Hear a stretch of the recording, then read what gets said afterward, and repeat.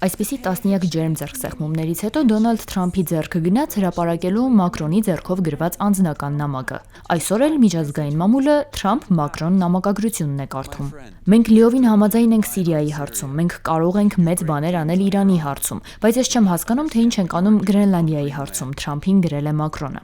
Վերջերս երկու ղեկավարներն իրար հաճախ չեն հասկանում։ Առաջին ուղիղ առճակատումը տեղի ունեցավ օրեր առաջ, երբ Ֆրանսիան հրապարակավ մերժեց Թրամփի խաղաղության խորհրդին, այլ կերպ ասած, ՄԱԿ-ի այլընտրանքին միանալու առաջարկը։ Այս խորհրդի հիմնական պարտականությունը համաշխարհային խաղաղությունն ու անվտանգությունն է թե Գազայում, թե այլուր։ Այն գլխավորում է նախագահը, որն ունի լայն լիազորություններ, նաև անդամների մեծամասնության ընդունած յուրաքանչյուր որոշման նկատմամբ վետոյի կիրառման։ Սա շատ հեռու է ՄԱԿ-ի կանոնադրությունից։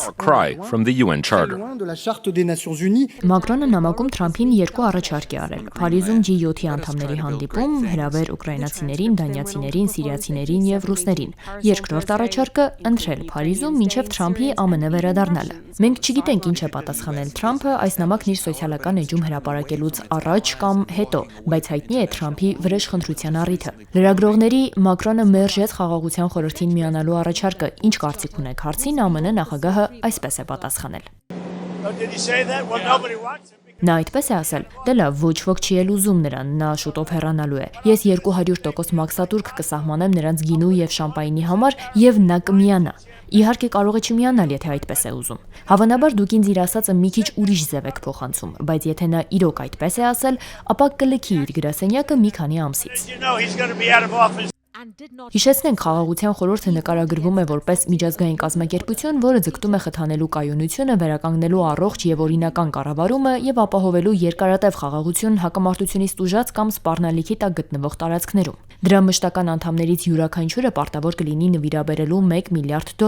Թրամփը վստահ է, որ 200% մաքսատուրքը կփոխի Մակրոնի խորհրդին չմիանալու որոշումը։ ԱՄՆ-ն հեռանում է իր դաշնակիցներից եւ միջազգային կանոններից, որոնք վերջերս էր խթանում, ասել է Մակրոնը։ Գրենլանդիայի մասին նրա դիրքորոշումը հաստատուն է։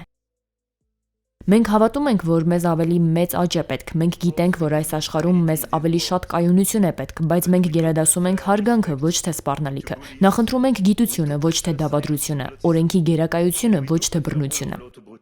Սպառնալիքի ճանապարհով խաղաղության խորհրդի կամ Գրենլանդիայի մասին տեսակետը փոխելու փորձերին Մակրոնն անդրադարձել է սոցիալական գրառմամբ, նշելով. ոչ մի սպառնալիք մեզ վրա չի ազդի, սակագնային սպառնալիքներն անընդունելի են։ Մաքսատուրքերը որպես սպառնալիք օգտագործելու Թրամփի գործելավոճը նորություն չէ։ Անցյալ տարի նա հարկեր սահմանեց աշխարհի տարբեր երկրներից ԱՄՆ հասնող ապրանքների վրա, պնդելով, որ այդ քայլը կխթանի ամերիկյան արտադրությունը եւ կստեղծի աշխատատեղեր։ Օրեր առաջ նա սպառնաց նոր մաքսատուրքեր սահմանել 8 դաշնակիցների՝ Մեծ Բրիտանիայի, Դանիայի, Նորվեգիայի, Շվեդիայի, Ֆրանսիայի, Գերմանիայի, Նիդերլանդների եւ Ֆինլանդիայի նկատմամբ, որոնք դեմ են Գրենլանդիայի վերահսկողության վերաբերյալ նրա պահանջներին։ Մակրոնը թերևս Թրամփին ամենաշատը բարկացրած նախագահն է, քանի որ մյուս երկրների դեպքում մաքսատուրքի աճը նախատեսված է ոչ թե 200%, այլ մի քանի անգամ պակաս։ Արուսյակ Կապուկչյան, Ռադիոլուր։